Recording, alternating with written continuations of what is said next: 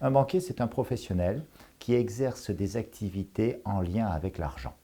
Il a deux missions fondamentales, cet homme-là. D'abord, recevoir des fonds remboursables du public.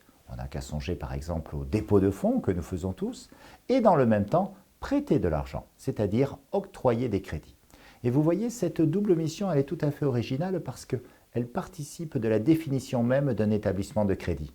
Un établissement de crédit, c'est une personne morale qui peut faire toujours ces deux activités. Et pour la petite histoire, il existe un monopole en la matière, c'est-à-dire que nous, simples quidam, eh bien, nous ne pouvons pas prêter de l'argent avec un taux d'intérêt, nous ne pouvons pas recevoir de fonds remboursables du public. C'est une activité réglementée, protégée.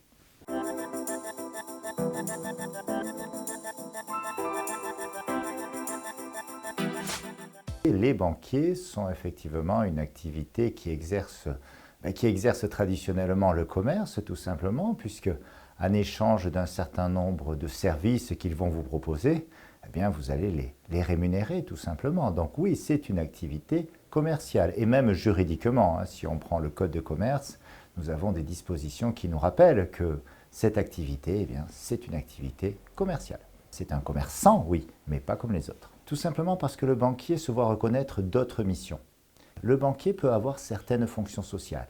Par exemple, si vous êtes dépourvu de tout compte en banque, eh bien, il y a une procédure qui obligera certains établissements de crédit à vous ouvrir un compte.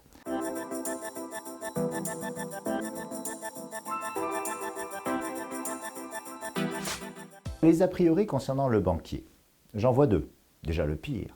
Beaucoup traitent les banquiers de tous les noms, considérant qu'ils abusent de nous, ils nous prennent beaucoup d'argent, etc.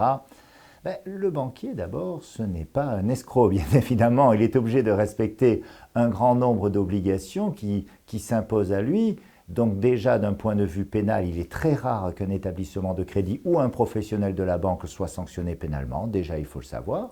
Ensuite, l'originalité, c'est qu'il fait le commerce de l'argent et qu'il peut prendre des décisions qui soient désagréables pour le client. Un autre a priori, c'est que le banquier serait un homme sans cœur. C'est faux. C'est faux parce que le législateur lui impose, en tout cas, j'en ai parlé précédemment, un certain nombre de fonctions sociales. Alors, bien sûr que peut-être il les accomplit à contre-cœur, ça c'est un autre problème. Mais en tout cas, elles s'imposent à lui sous la surveillance de la Banque de France et du gendarme des banques, la CPR. Et dès lors, on se rend compte qu'il respecte ces exigences-là.